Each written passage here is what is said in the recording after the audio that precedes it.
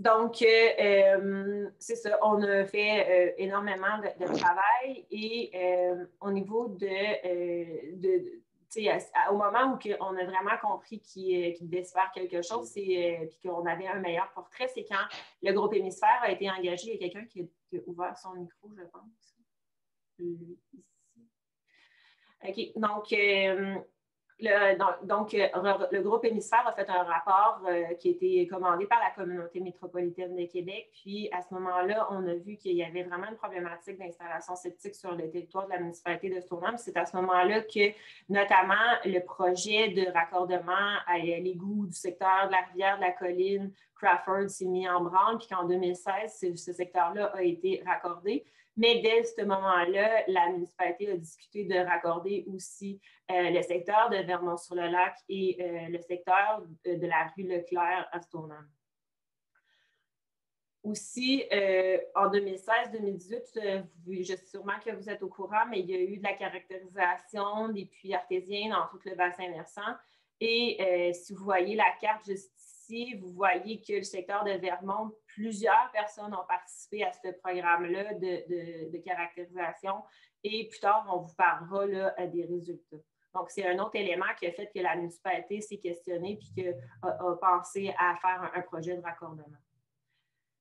De notre côté, comme organisation, pourquoi on recommande souvent le raccordement à l'égout? Bien, je vous en ai parlé, il y a l'aspect historique du dossier. Ça fait longtemps qu'on dit qu'il y a des problématiques avec les installations septiques. Puis, finalement, ça revient toujours, parce qu'après, souvent, on les fait, puis c'est toujours à recommencer, de revoir, à refaire et refaire des installations. Donc, à un moment, la solution plus durable est le raccordement. Donc, aussi, on est allé voir souvent ailleurs. En 2019, par exemple, on est allé à Las Vegas. Pourquoi à Las Vegas? On se dit, ben, eux, c'est pas la même réalité que nous. C'est pas la même réalité, c'est un problème de quantité d'eau, mais ils sont un exemple parce que, notamment, ils doivent retourner 2 de leur eau usée. Ils utilisent 3 du Colorado, en fait, en eau, et ils doivent en retourner 2 dans le lac Mead. Fait qu'il faut que l'eau soit d'une excellente qualité pour retourner dans le lac Mead. C'est ce que vous voyez ici, la photo dans le bas, c'est une rivière d'eau usée qui se retrouve à se retourner. Ils puisent l'eau, ils la consomment, ils la traitent et ils la renvoient. Elle doit être d'une excellente qualité. Donc, c'est là aussi la conscience des gens sur l'utilisation qu'ils en font.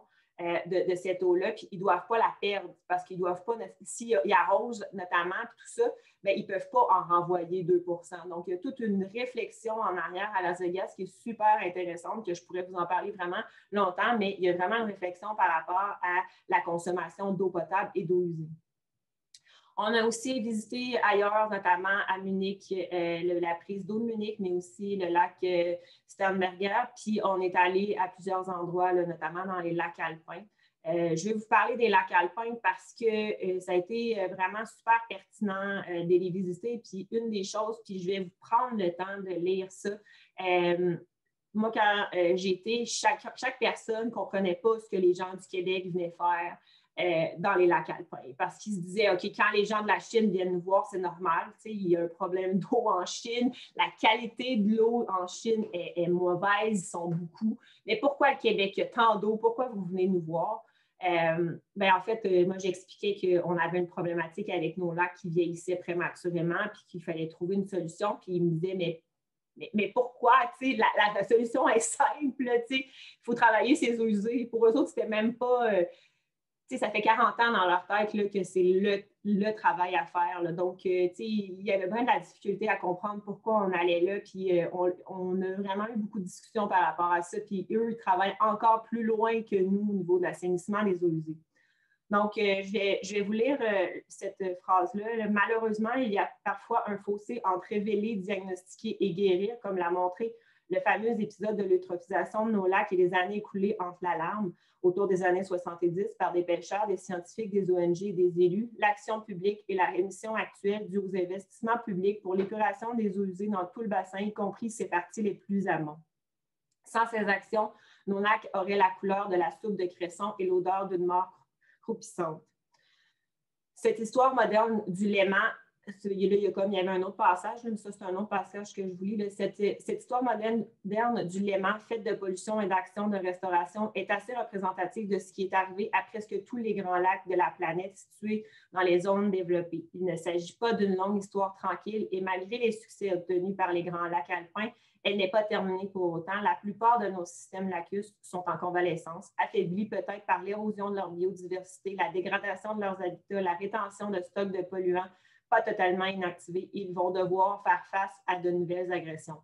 Notre objectif est de les anticiper en prenant en compte notamment l'inquiétude sur les changements climatiques et l'écotoxicité des micropolluants émergents, pesticides, résidus, médicaments, nanoparticules, etc. Donc, c'est des choses qu'on va vous reparler, mais moi, je trouve que ça faisait état de, tu sais, comme la quête que nous, on faisait, à savoir pourquoi, qu'est-ce qu'on doit faire. Qu'est-ce qu'on doit faire? Parce que oui, il y a le lac Saint-Charles, mais c'est tout l'ensemble des lacs. Le lac Beauport est dans une situation aussi précaire présentement où il y a des cyanobactéries. Le lac Clément, on a des gens du lac Mackenzie qui nous approchent. Un peu partout sur le territoire, il y a des lacs qui ont des problématiques. Donc, c'est un peu dans ce contexte-là que je voulais quand même vous mettre en contexte ce soir. Il y a évidemment d'autres présentations. Là, moi, c'était juste pour vous mettre la table.